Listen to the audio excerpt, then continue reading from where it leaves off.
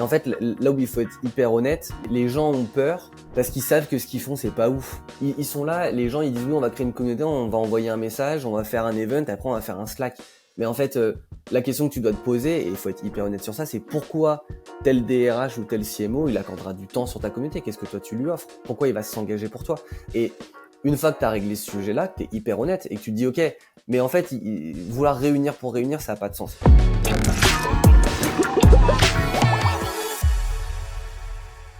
Bonjour et bienvenue sur ce nouvel épisode de Spicy Lemon. Aujourd'hui, nous sommes plus qu'heureux de recevoir Jolan, qui est cofondateur de Unlock et un grand spécialiste de la création de communautés. Jolan, est-ce que tu pourrais juste compléter éventuellement avec 2-3 mots et nous en dire un peu plus sur toi? Yes, avec plaisir. Écoute, merci pour l'invitation. Je suis hyper content de partager ce moment avec toi. Écoute, moi je suis, comme tu l'as dit, cofondateur d'Unlock'M et en parallèle, j'ai pour le sujet du jour, on va parler de communauté, c'est parce que j'ai une passion pour cette thématique. Je suis part-time CMO depuis 3 ans et j'ai travaillé pendant 7 ans en tant que directeur marketing pour une DNVB qui s'appelle Atelier Particulier et qui avait la petite particularité d'avoir en fait développé la majorité de sa stratégie marketing autour du community marketing. Et du coup, j'en ai fait un petit peu mon cheval de bataille et ma vision marketing centrale aujourd'hui, que ce soit pour Unlock'M ou pour les clients avec qui je bosse quotidiennement. C'est super intéressant si on regarde les tendances marketing pour les années à venir. La communauté est quand même au cœur de beaucoup de projets. Donc je pense que c'est vraiment aussi une filière d'avenir. Aujourd'hui, ce que je voudrais qu'on développe ensemble, c'est vraiment la création de la communauté Unlock'M pour comprendre en fait vos choix dans la construction de cette communauté, les résultats aussi que vous avez réussi à obtenir jusqu'ici et voir en fait comment est-ce qu'on pourrait en tirer des conseils actionnables pour les CMO qui pourraient nous écouter. Du coup, la première question, c'est qu'est-ce qui vous a poussé au sein de Unlock'M à opter pour une communauté fermée? C'est un sujet qui est hyper intéressant parce que en fait la thématique de la communauté ouverte vs fermée, finalement, elle est pas, elle est assez nouvelle. Bien entendu, les communautés fermées, ça existe depuis longtemps, mais en fait, l'essor depuis 2-3 ans suit une autre tendance, c'est le business des communautés payantes. Nous, avec Unlock'M, on a directement voulu avec Emmanuel en fait se diriger vers une communauté fermée. Pour une raison simple, c'est que sur le marché, que ce soit en France ou à l'étranger, il y avait déjà pas mal d'autres communautés. On était membres nous-mêmes d'autres communautés marketing et certaines ouvertes, certaines fermées. On y trouvait en fait plein de choses, une vraie valeur et on arrivait en fait à trouver des choses qui nous plaisaient. Mais ce qu'on souhaitait faire avec Unlock'M, c'était de s'assurer qu'on pouvait créer un environnement qu'on pouvait en fait considérer comme étant une safe place. Donc un endroit dans lequel on peut aller un peu plus loin que les échanges qu'on peut avoir sur des communautés ouvertes. Et surtout, nous, ce qui était ce qui nous a énormément influencé, c'est que Unlock'M, c'est aussi avant tout une plateforme de formation et de contenu. Et on souhaitait que ce soit les membres qui soient acteurs de ce contenu. Et donc, la communauté fermée, c'est un peu imposé parce que dans une communauté ouverte, le flux d'entrée est beaucoup plus important. La création des liens, limite en fait des liens one-to-one, se fait un peu plus difficilement parce que le volume d'entrée est plus fort. Et donc nous, vu qu'on souhaitait que la formation soit au cœur d'Unlock'M, que les membres de la communauté soient acteurs du contenu et de la formation, la communauté fermée était un peu une évidence et un peu l'une des seules directions logiques. Et enfin, le dernier point, c'est qu'on souhaitait faire une communauté ultra premium, pas forcément d'un point de vue excluant, mais en tout cas s'assurer que tous les membres de la communauté aient les mêmes enjeux lorsqu'ils rentrent dedans, ce qui sous-entendait de rencontrer chaque membre avant de les faire rentrer. Et du coup, ce qui sous-entend que pour avoir ce niveau, cette homogénéité dans le niveau, la communauté ne peut être que fermée. Ça fait vraiment sens et ça répond aussi aux questions que j'avais juste après sur les avantages et les inconvénients, mais du coup, tu as déjà bien tout traité ici. Pour entrer vraiment dans le vif du sujet, une fois ce choix de communauté fermée fait, comment est-ce que tu as set up la communauté sur Unlock'M? Est-ce que tu as utilisé un framework en particulier? Par quoi est-ce qu'on commence très concrètement quand on décide de créer une communauté en ligne? Ouais. Alors, le problème, c'est que moi, le community marketing, c'est mon sujet de prédilection. Et comme tout le monde, en fait, je ne respecte pas les conseils que je donne à toutes les personnes avec qui je bosse. Donc, le développement d'Unlock'M, au départ, il a été très organique. Organique dans le sens où je dirais même plutôt instinctif. C'est-à-dire qu'avec Emmanuel, on a créé la communauté dans laquelle on avait envie d'être. Maintenant, ça répond pas vraiment à la question. Bien entendu qu'après quelques semaines, on a fait en fait le travail, et le travail en fait il a été hyper simple, c'est qu'on est passé par des frameworks que moi je recommande et que j'utilise tout le temps. Le premier, c'est qu'on a essayé déjà de poser la minimal viable community, c'est-à-dire en fait c'est juste quelques questions qu'on se pose de euh, quelle est la proposition de valeur de notre communauté. C'est un sujet qui est hyper important parce qu'en fait la proposition de valeur de la communauté, c'est l'élément qui va te permettre ensuite de construire ton programme communautaire, et donc de se dire quand un membre arrive chez toi, et notamment lorsqu'il paye, en fait, pourquoi ils payent. Donc, on a beaucoup essayé d'itérer sur ça. On a pas mal ensuite dans ce MVC, on s'est intéressé à la proposition de valeur, à la taille que l'on souhaitait avoir, en fait, pour lancer la communauté, quelle était la taille minimale pour que ça ait de la valeur, pour que ce soit pertinent, pour qu'il y ait en fait une traction de l'engagement. Et ensuite, on a plus ou moins regardé les fonctionnalités qui étaient importantes, notamment la partie outils. Donc nous, spoiler, on a été chez Circle. J'ai pas fait un énorme benchmark, mais on a choisi Circle pour certaines raisons que je pourrais détailler après. Et donc ça, c'est les trois premiers points. Et ensuite, l'autre framework qui a été utilisé et qui est le plus connu, c'est le framework Space. Donc là, je réinvente rien. Et la seule question qu'on s'est posée, donc Space, c'est un framework qui te permet de définir quel est le bénéfice que tu souhaites stimuler avec ta communauté. Donc le S, c'est pour support, le P pour product, le A pour acquisition, le C pour contribution, le E pour engagement et le S pour success. Et en fait, on a juste essayé de se dire, OK, quand un membre rentre sur Unlockem, qu'est-ce qu'on doit mettre en place pour qu'il génère l'un de ses bénéfices? Et nous, au départ, ce qu'on souhaitait vraiment, vraiment, vraiment faire, c'était de la contribution. Donc on s'est dit comment on doit créer l'expérience, quel outil on doit prendre pour pousser les membres à aller chercher de la contribution, à aller contribuer au succès de la communauté. Et ça a été notre focus. Ce qui est intéressant, c'est qu'aujourd'hui, on a changé de benefit space. En fait, la contribution était adaptée à un moment de la vie de la communauté. Maintenant, on a un peu pivoté. Pour résumer, au départ, lorsqu'on s'est lancé, on a été très organique, on a fait énormément d'itérations, on est passé par une phase de bêta test qui a été très importante, et on a fait 2 frameworks ultra simples, c'est MVC, à quoi doit ressembler notre communauté dans les 3 prochains mois, proposition de valeur, bénéfices principaux, forme de la communauté, et ensuite le space, quels bénéfices on doit stimuler principalement, et ensuite quelle action on doit mettre en place pour pouvoir les stimuler ça.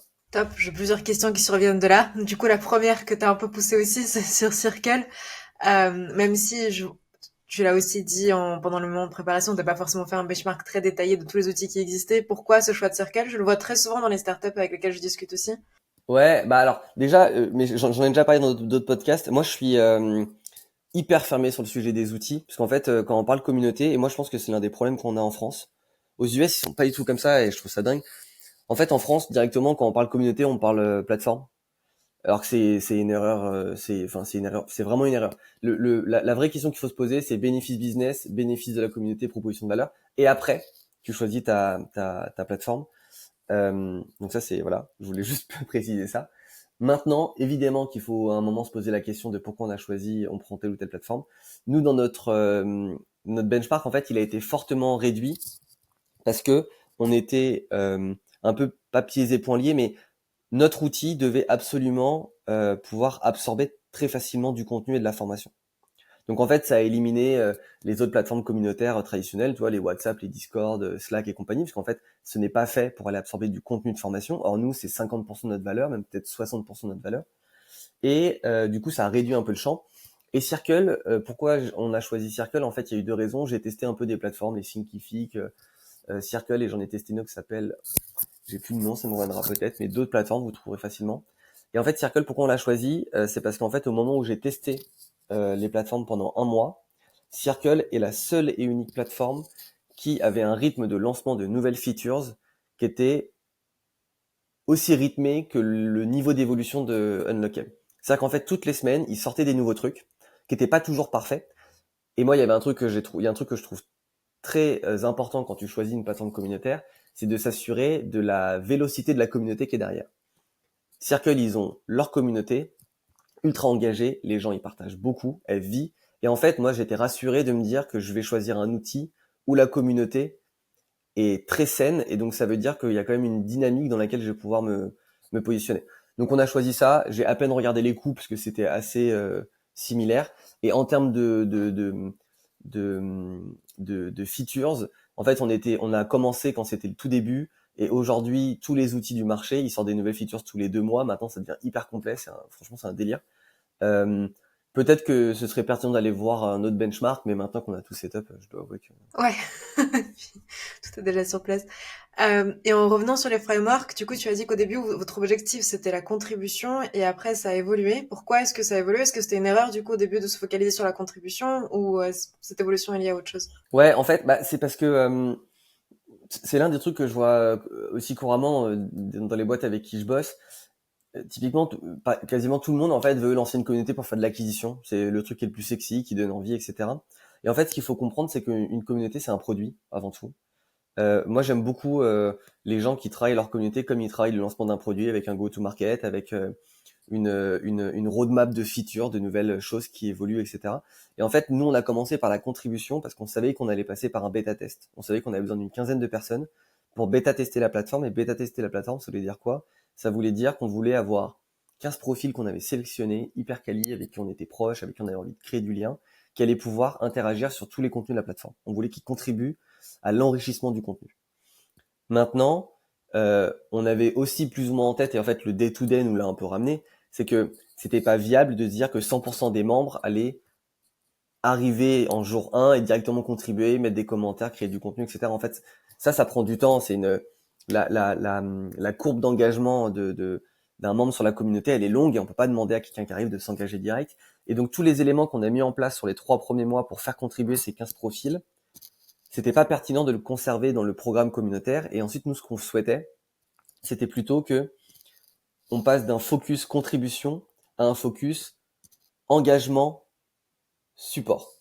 Et le engagement support, c'est quoi? C'est lorsqu'on a un membre qui rentre dans la communauté, on arrive à l'engager le plus vite possible. Il se présente, il va liker des trucs, il regarde une office hour. Et support, c'est le plus rapidement possible. Nous, on essaie d'avoir un délai d'environ 3-4 semaines maximum. Lorsqu'une personne va poser une question, va demander va demander quelque chose, si on le tag, le membre va aller répondre et partager son expérience. Et c'est pour ça qu'on tag, nous, tous les membres. Dès qu'il y a une question, on va taguer des membres dessus. Parce qu'en fait, ça fait partie du programme communautaire de dire, hey, salut, on sait que t'es bon, tu peux apporter ton expérience. Et aujourd'hui, c'est un peu la voie qu'on a. Et dans 6 mois, on aura peut-être un autre focus. On passera peut-être sur de l'acquisition, engagement. Parce qu'en fait, notre communauté, elle aura passé un stade. Et du coup, on pourra passer à un nouveau cap de ce développement. Et par rapport à l'engagement, enfin, c'est souvent la grosse peur des personnes qui créent des communautés de ne pas avoir suffisamment d'engagement. Et tu as d'autant plus de peur quand tu crées une communauté fermée parce que tu te dis que comme il y a moins de monde, il y aura sûrement moins d'engagement aussi. Est-ce que là-dessus, tu as des conseils concrets, des choses que vous avez mis en place chez Unlecam aujourd'hui, qui vous permettent d'engager au mieux vos membres? T'as mentionné déjà le fait de taguer des membres dès lors qu'il y a des questions qui les concernent. Est-ce qu'il y a d'autres choses que vous avez mis en place qui ont bien fonctionné? Ouais. Alors, il y a 2 trucs. Le premier, c'est, alors je sais pas si l'expression est la bonne, mais si le community marketing est si peu testé et si peu, en fait, si le community marketing perdure moins bien, notamment en France, c'est parce qu'en fait, il y a cette phase-là qui est hyper effrayante pour les gens, pour les fondateurs, pour les head of marketing, etc. Ça les fait flipper. Le moment en fait, ça ne prend pas et il y a personne qui intervient et il n'y a pas d'engagement, etc. Et en fait, le truc qui est hyper important, c'est une communauté. Lancer une communauté, c'est un peu se mettre à nu. Et en fait, il faut accepter de se dire qu'au départ, eh ben, la création de mouvement, elle est à 90% dépendante de ce que toi tu fais. Et c'est fine. Et donc, qu'est-ce qui s'est passé? Bah, en fait, comment les tactiques qu'on a mis en place au départ, c'est des choses qui sont en fait beaucoup de bon sens. On a choisi 15 bêta-testeurs. 15 bêta-testeurs qu'on a appelés un par un avant qu'ils rentrent sur la plateforme. On a fait une visio pour que chacun se présente, pour être sûr que déjà, les gens en fait voient un peu qui est qui. Et puis ensuite, bah en fait, on s'est assuré que pendant 2 mois, sachant qu'en plus nous sommes tombés pendant les vacances d'été, donc c'était encore pire, on s'est assuré que il y ait des messages ou des contenus qui soient partagés toutes les semaines de notre part sur la communauté, qu'on aille taguer les membres à chaque fois, et surtout, on a fait que des trucs qui sont pas scalables, c'est-à-dire envoyer des messages one-one à tout le monde. Moi, je les ai appelés, salut, ça va, qu'est-ce qui se passe? T'as vu, il y a eu ça, tu veux pas commenter, ta. Et en fait, après, il faut faire aussi confiance dans la responsabilité des gens. Ils sont bêta-testeurs, ils ont payé. On leur a dit que pour avoir le prix moins cher, on attendait qu'ils fassent ça. Et en fait, tout le monde a joué le jeu parce qu'on avait bien cadré le truc au départ. Et par contre, on a accepté de se dire que parfois, on mettait des posts et on avait rien, 0 commentaire, 0 like. Et bah du coup, qu'est-ce que je fais? Bah moi, j'allais liker mon post et j'allais mettre une blague en commentaire. et je disais, bah, c'est trop cool de lancer une communauté, d'être tout seul dedans.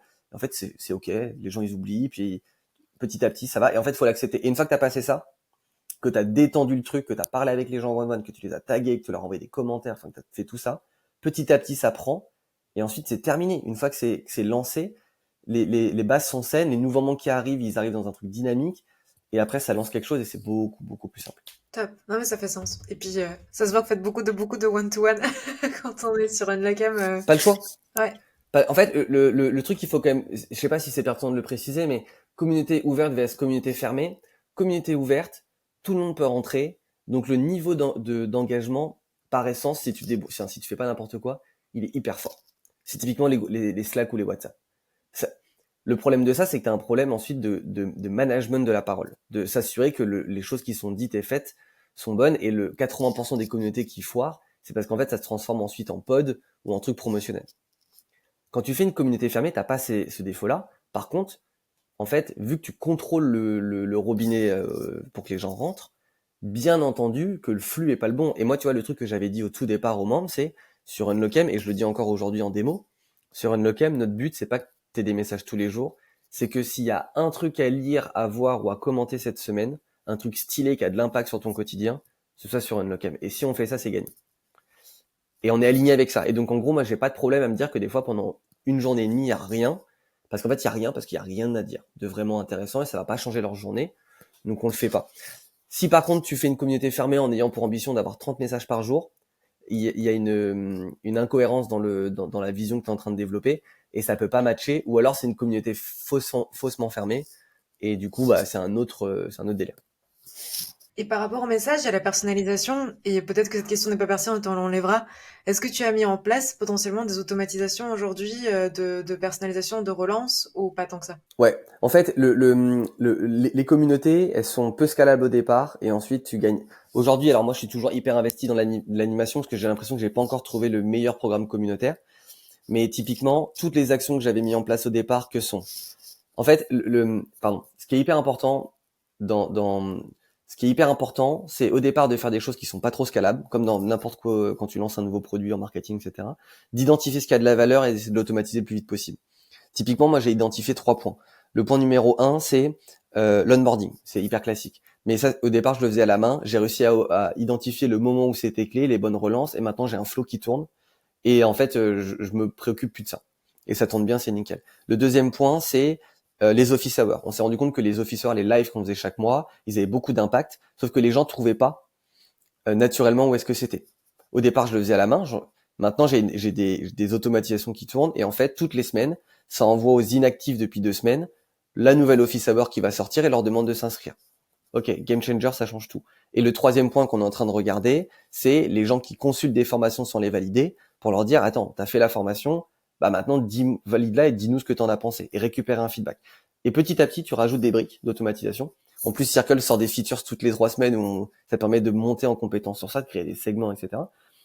Mais t'es obligé de passer par là parce qu'une communauté fermée a quand même vocation à grossir. Et le truc, c'est que bah moi, j'ai 24 heures dans une journée, je dors un peu, donc je peux pas en fait appeler tout le monde tous les jours. Je le fais de manière régulière, mais il faut automatiser, et notamment l'automatisation a pour bénéfice d'aller s'assurer que l'information arrive au bon moment. Moi, ça m'arrivait de contacter les gens avec 2 jours de retard, et en fait, c'est déjà terminé. Donc ouais, il faut le faire, c'est hyper important, et c'est de plus en plus facile de le faire. Et tu parles beaucoup des fonctionnalités de Circle, mais est-ce qu'il y a peut-être d'autres exemples de deux, trois fonctionnalités vraiment qui sont game changer pour toi sur la plateforme?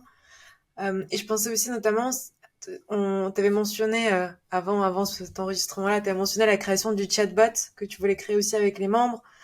Comment est-ce que ça aussi, ça pourrait t'aider à booster l'engagement et en fait, quelles sont aujourd'hui les fonctionnalités wow que tu as sur la plateforme qui t'aident au quotidien? Alors, en termes de fonctionnalité, waouh, alors il y a des trucs qui sont très simples. Hein. Le fait d'avoir un annuaire, c'est hyper bête, mais un trombinoscope, on se rend pas compte, hein, mais il y a énormément de communautés qui sont sur Slack, WhatsApp, etc., où c'est une galère de faire ça. L'annuaire qui est directement réalisable, enfin c'est hyper important, c'est hyper bien. Là, dernièrement, ce qui change ma vie, c'est la mise en place du hub marketing, ce qui fait qu'en fait, on a un mini CRM qui est pas ultra développé, mais qui me permet d'internaliser énormément de trucs et notamment de pouvoir créer des séquences en lien avec les actions qui sont réalisées sur la plateforme. Et ça, et je suis encore mauvais sur ça, mais lorsque j'aurai réussi à à craquer le sujet, ça va être vraiment vraiment impactant. Et après, les fonctionnalités, typiquement l'agent IA. Donc là, eux, ils ont lancé ça. Nous, on développe aussi notre agent, un agent IA en parallèle. C'est parce qu'en fait, on arrive à un stade où, tu vois, une communauté, ça grossit, ça évolue, et en fait, la proposition de valeur initiale peut devenir une faiblesse.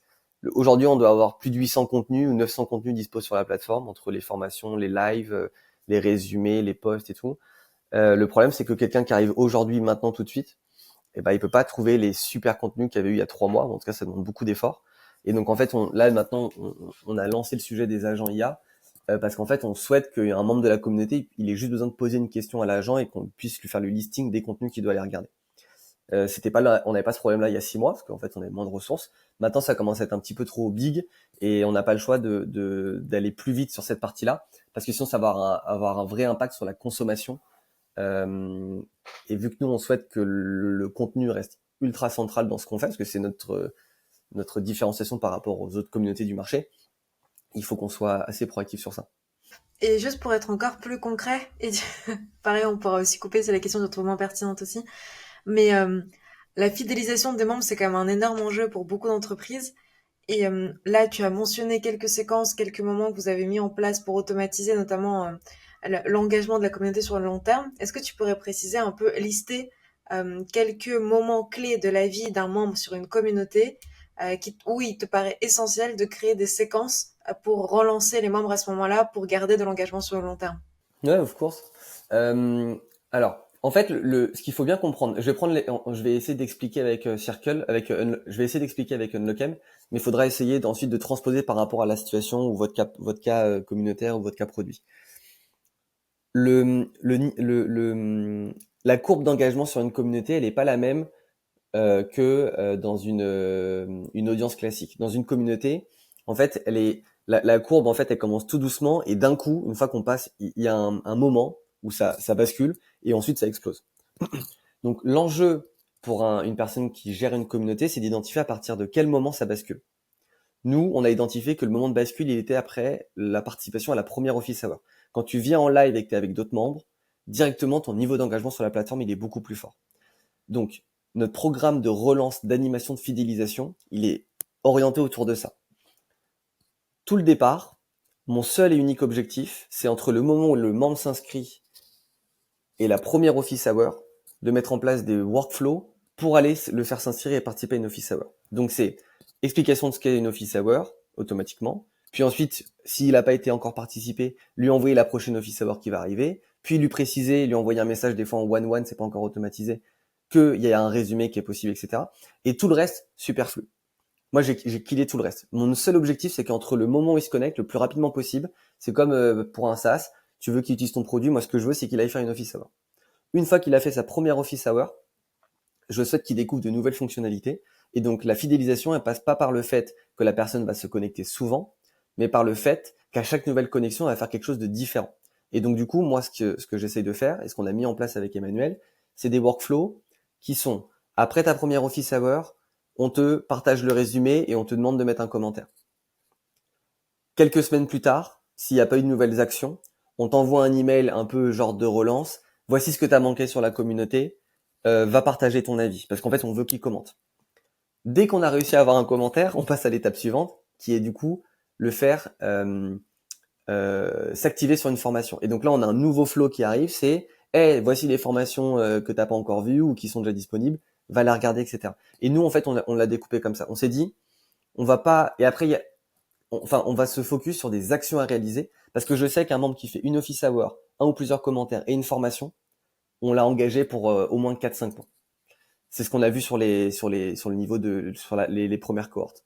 Et après, pour être encore plus concret, les choses qu'il faut mettre en place, c'est relance après non-connexion pendant 15 à 30 jours. Tu détermines par rapport au niveau d'engagement que tu veux avoir. Si tu veux que tes membres ils se connectent tous les jours, tu dois relancer au bout de 7-10 jours.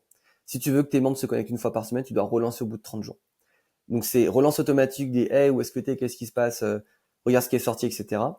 C'est des automatisations ou du semi-automatisé par rapport à des actions. Typiquement, toutes les personnes qui ont ouvert la formation Lovebrain, alors je vais leur envoyer un replay d'un contenu Lovebrain. Et ça, je l'ai fait pour 4 gros contenu cœur qui sont les plus demandés, stimulés sur la communauté. Et après, malheureusement, tu peux pas faire que de l'automatisation. Tu dois faire un peu du one-one ou du one-to-few. Et donc moi, j'envoie tous les mois, je me fais un listing, je sors 15 membres et je me dis ces 15 membres, je vais leur parler ce mois-ci. Et je vois un peu ce qui ressort. Et ça fait partie de la fidélisation. Et de toute manière, communauté privée, en fait, t'as pas 1000 membres, t'en as 100 au départ. Et bien sûr, on en aura 500 dans quelques temps, mais au départ, tu dois connaître chacun de tes membres et tu dois leur parler en one-one. T'as pas le choix. Parce qu'en fait, ils payent pour avoir cette relation de proximité et ils payent pour que le contenu ou les choses que tu leur donnes, ils puissent pas les trouver ailleurs. Donc en fait, tu dois aller vers eux et ça peut pas passer par de l'auto. Non, c'est juste pour aussi gérer des communautés fermées de mon côté. Je trouve que appeler les gens, c'est tellement chronophage. Et dans ce sens-là, toi, pour le coup, pour les appels des membres, tu le fais à quelle fréquence? Et est-ce qu'il y a des membres que tu appelles plus souvent que d'autres? Et en fait, est-ce que toi, de ton côté, tu as aussi une sorte de CRM suivi des différents membres de leur engagement? Comment est-ce que tu cibles les bons membres à appeler et les démarches à faire avec eux? Au tout début, moi, j'ai appelé de manière spontanée. En vrai, c'est un peu intrusif, donc maintenant, je le fais plus. En fait, alors j'ai une méthode qui est hyper simple. À chaque fois qu'un nouveau membre rentre sur Unlock'em, je vais sur son profil LinkedIn et je l'ajoute dans les cloches. En fait, du coup, je suis l'actualité de mon membre. Après, il y en a qui postent pas, mais je les suis comme ça. Je me dis, je vais sur LinkedIn, je vois ce qu'ils vont partager, etc. Du coup, j'arrive à suivre leur quotidien. Tous les mois, je sors tous les inactifs ou les moins actifs sur la plateforme. Je sors des gens qui ont fait des actualités intéressantes, même s'ils ont été actifs, et je me dis, bah là, je vais leur envoyer un message et je vais leur proposer qu'on se pose un call. Et en fait, je leur dis, salut, j'ai vu que tu as fait ça, ou tu t'es pas connecté, on a fait ça. Ça te dit, on s'appelle 30 minutes, petite visio, où je t'appelle vite fait, et je te dis ce qui est sorti, ou j'ai un truc à te raconter, etc. Et je fais ça. Euh, c'est chronophage. Après, moi, j'ai déjà dit plein de fois, moi, je suis un community guy, je kiffe. Si je pouvais faire ça toute la journée, je le ferais. Malheureusement, bah, c'est pas comme ça que tu scales. Il y a pas que ça. Mais par contre, en fait, c'est hyper important parce que, tu vois, typiquement, nous, notre programme d'Office Hour, comment on le fait? Bah, je le fais en discutant avec Emmanuel, mais en fait, c'est pas que nous, c'est en ayant appelé, en discutant avec les membres. Et quand je vois qu'il y a 5 membres en mars qui me disent, ouais, demand gen, je sais pas trop, etc. Bah, en fait, ok, sujet demand gen, je vais même pas attendre d'aller faire une étude trimestrielle. Je trouve un expert dans la communauté qui est fort en demand gen et je pose une FAQ en juin. Et c'est hyper clé, ça a beaucoup de valeur pour nous. Donc, chronophage. Mais du coup, ce que je fais, c'est j'identifie les inactifs, j'identifie les gens qui ont des actualités, je merge ensemble. Vu que j'ai pas 1 milliard de temps, bah, que j'en prends 10 ou 15, j'envoie un message. Et sur les 10 ou 15, il y en a 6-7 qui me disent, OK, on s'appelle. Et on les appelle. Et du coup, ça me fait 7 fois 45 minutes dans le mois. C'est carrément gérable. Et la valeur ajoutée que j'en retire est beaucoup plus importante que le temps que j'ai pu accorder. Ouais, ça fait sens. Tu parles beaucoup des Office Hours depuis le début, qui est vraiment le centre, j'ai l'impression aussi, de beaucoup de choses sur une Unacam. Est-ce que tu penses que pour généraliser ça un peu plus à d'autres entreprises qui ouvrent des communautés fermées, qu'il est essentiel d'avoir des événements sur la plateforme pour relancer l'activité, ou pas tant que ça? Ouais, en fait, nous, notre grande difficulté, là, on rentre vraiment dans le quotidien, mais notre grande difficulté, c'est que en fait, on ne peut pas traquer les formations si les gens les valident pas, s'ils appuient pas sur le bouton valider. Du coup, en fait, on n'arrive pas à voir qui fait quoi. Je sais que le contenu est consommé, mais j'arrive pas à voir qui fait quoi. Et donc, en fait, la formation, c'est le sujet de toutes les boîtes. Hein. C'est les gens qui font ça, c'est tu payes une formation et en fait, tu mets 3 mois à t'y mettre. Et le truc, c'est que du coup, même si nos formations elles sont trop stylées et qu'on a des super retours qualitatifs une fois qu'ils ont rentré dedans, on sait que le point d'activation, c'est jamais la formation. Et donc, en fait, l'événementiel, nous les office hours, parce que c'est plus simple à organiser pour nous et ça permet d'avoir une plus grosse fréquence. Mais il y a quand même c'est un peu obligatoire pour répondre à ta question. En fait, les gens payent pour être dans une communauté privée. Ils te diront jamais ce que je veux, c'est créer du lien et rencontrer des gens stylés. Mais bien entendu que c'est ça qu'ils veulent. Donc en fait, t'as besoin de faire de l'événementiel, que ce soit physique ou digital, et t'as besoin d'être moteur sur ça. Et si les gens payent notamment dans une communauté privée, c'est pour avoir accès à du contenu, mais c'est pour avoir aussi accès à des personnes avec qui ils pourraient pas discuter facilement. Et donc en fait, c'est notre rôle de mettre ça en place. Donc moi, pour moi, n'importe quelle communauté qui a vocation à être privée, et donc a vocation à avoir une sorte de sélection à l'entrée, bah t'as pas le choix, faut que t'animes. Et l'animation, ça peut pas être que des posts, notamment parce que nous, on adresse une audience assez capée, qui ont des longues journées. En fait, ils ont pas le temps de voir tous les commentaires. Donc en fait, ils ont besoin d'organiser leur emploi du temps, donc ils ont besoin de savoir que dans 2 semaines, va y avoir une office hour sur tel sujet. Ils peuvent bloquer 45 minutes, et ils savent que pendant 45 minutes, ils vont être avec 5 autres membres, et ils vont avoir une super expérience. Et moi, j'ai quand même validé que les membres qui participent à une office hour ou un event, dans la foulée, ils sont beaucoup plus actifs. À partir du moment où ils ont rencontré d'autres personnes, Ça change tout. Donc, il faut que j'augmente le rythme, etc. Parce que c'est clé pour l'activation et c'est clé pour l'expérience. Ouais, hyper intéressant. Pour arriver vers la fin, je voudrais juste revenir sur les KPI. On en a un tout petit peu parlé au début dans le cadre des frameworks, mais c'est quoi aujourd'hui vos principaux indicateurs clés de performance pour mesurer le succès de la communauté? Et comment est-ce que tu évalues aujourd'hui si vous arrivez ou non à atteindre vos objectifs? En fait, alors nous le premier driver c'est le revenu. Donc en fait c'est pas la communauté est une part du produit au même titre que la formation. Et je pense que c'est dans. Alors nous on est vraiment une plateforme de formation et de communauté, mais imaginons qu'on parle d'entreprises qui veulent lancer leur communauté. Je pense que le plus gros risque, mis à part si tu as des moyens presque illimités, c'est de pas créer un lien direct entre ta communauté et le revenu. Donc aujourd'hui, notre point numéro 1, c'est on regarde à chaque fois qu'on met en place quelque chose, qu'on sort de nouveaux contenus, qu'on bosse avec un prestat, etc. C'est est-ce que l'investissement que je mets en temps ou en argent est récompensé par du revenu, est-ce qu'on a un ROI? Ça paraît basique, mais en fait c'est hyper important de le faire. Donc notre premier KPI, c'est le revenu. Et donc du coup, ce que je regarde aussi, c'est lorsque je fais X office hour, X niveau d'animation, etc. Est-ce que les membres, quand je leur demande de faire du referral, est-ce qu'ils le font? Est-ce qu'ils sont porteurs de la marque Unlock'em? Et quel impact ça peut avoir sur le revenu? Ça, c'est le premier niveau. Ensuite, sur le suivi, l'animation, l'engagement, etc., j'ai pas mal évolué. J'ai commencé par le nombre de connexions mensuelles. Je continue à le regarder un petit peu, mais finalement, en fait, c'est un peu traître parce qu'il y a des gens qui se connectent et qui sont en fait des inactifs et c'est pas assez quali. Aujourd'hui, ce que je regarde beaucoup, c'est le nombre d'interactions qui sont générées par la communauté. J'ai pour objectif que au moins 40% des interactions et du contenu soient produits par la communauté sur Unlock'em. 40-50%. C'est dur d'avoir plus parce que nous, on a 100 membres. Je pense qu'il faudrait qu'on se rapproche des 200-250 pour se rapprocher des 50-60% de contenu. Mais aujourd'hui, du coup, c'est ça que je regarde beaucoup. Je regarde énormément les personnes qui sont présentes sur les office hours, qui consomment les replays. Et après, là où je regarde beaucoup, c'est sur la partie marketing, c'est ouverture et clic des différentes ressources qu'on envoie, parce qu'on tabasse un peu en contenu, en email, etc. Et je veux m'assurer que ça reste quali et que les gens continuent d'ouvrir. Et en fait, typiquement, on a eu un drop il y a quelques semaines où je me suis rendu compte qu'on avait beaucoup trop accéléré, les gens ouvraient plus, et ça a eu un énorme impact sur l'engagement sur la communauté. Du coup, on a pivoté, on a essayé de faire un peu autrement.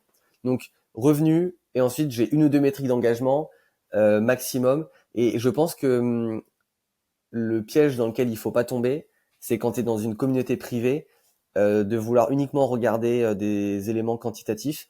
Quand tu as 100 membres, en fait, c'est plus simple une fois par trimestre d'envoyer une super étude et d'en appeler 50. Et en fait, de savoir vraiment si c'est stylé ou pas. Parce que ça te donne des feedbacks et des éléments qui ont beaucoup plus de valeur que juste le temps de connexion, etc. Et typiquement, moi, c'est comme ça que j'identifie mes ambassadeurs et que je lance des nouveaux projets et que j'intègre des gens sur d'autres trucs. Et en fait, je pense qu'une communauté privée peut tenir comme ça jusqu'à 200, 250 membres assez facilement. Top, j'avais justement une question par rapport parce que tu parles beaucoup du scale et c'est intéressant cette métrique de 200-250 membres. Pour toi, c'est quoi à peu près le maximum de membres que tu puisses avoir sur une communauté fermée en continuant à avoir ce rapport personnalisé?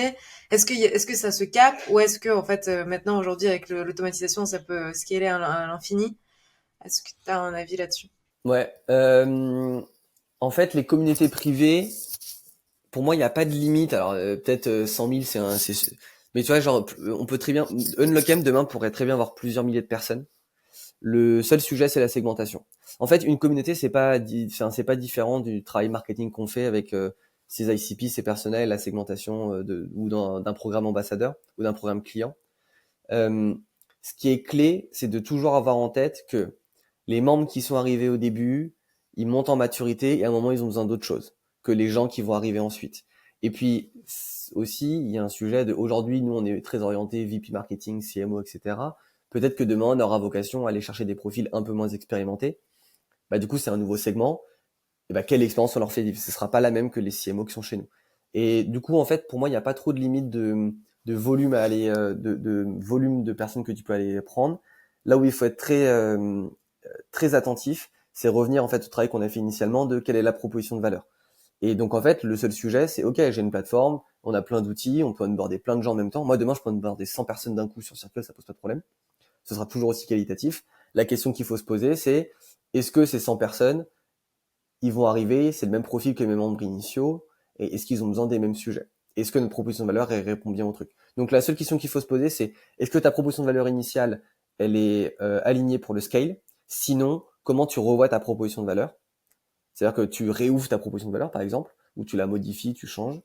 Typiquement pour nous, on souhaite accompagner le développement, c'est débloquer le potentiel des leaders marketing. Si demain on veut aller adresser une audience qui est un peu moins expérimentée, bah peut-être qu'on changerait un petit peu de proposition de valeur. Et bah du coup, il faudrait créer un segment, isoler un petit peu les CMO qui sont chez nous, et leur proposer autre chose, et s'assurer que les autres membres ils aient accès à autre chose. Et du coup, en fait, on propose 2 expériences au sein de la plateforme et ce serait OK. Je trouve ça hyper intéressant parce que vous osez tacler des membres très high level, donc des CMO, et tu l'as aussi mentionné depuis le début, c'est pas un profil qui a beaucoup de temps à consacrer à une communauté. Et souvent, je tombe aussi sur des entreprises qui n'osent pas aller vers ce type de profil parce qu'ils se disent qu'il y aura justement pas d'engagement. Est-ce que tu as des conseils concrets que tu tires de ton expérience avec Unlocam sur comment gérer ce type de profil quand tu crées une communauté pour justement des personnes qui n'ont pas le temps d'être dans une communauté? Ouais, alors bon, pour nous c'est plus simple parce qu'on est CMO. Donc en fait, comme je l'ai dit, c'est toujours plus simple quand tu fais un truc pour toi. C'est-à-dire que moi, je sais que j'ai pas trop le temps, mais je sais pour quel type de choses je suis prêt à dégager du temps. Donc c'était beaucoup plus simple. Et pour Emmanuel, c'était pareil. Mais en fait, effectivement, là, tu vois, moi, je bosse avec 2 boîtes qui adressent des C-level côté RH. Et en fait, c'est le même sujet. Ils ont pas beaucoup plus de temps. Et en fait, là où il faut être hyper honnête, c'est, j'ai pas envie, ça peut paraître bateau, mais en fait, les gens ont peur parce qu'ils savent que ce qu'ils font, c'est pas ouf. Et en fait, parce que c'est ça le sujet. Ils sont là, les gens, ils disent oui, on va créer une communauté, on va envoyer un message, on va faire un event, après on va faire un Slack. Mais en fait, la question que tu dois te poser, et il faut être hyper honnête sur ça, c'est pourquoi tel DRH ou tel CMO, il accordera du temps sur ta communauté? Qu'est-ce que toi tu lui offres? Pourquoi il va s'engager pour toi?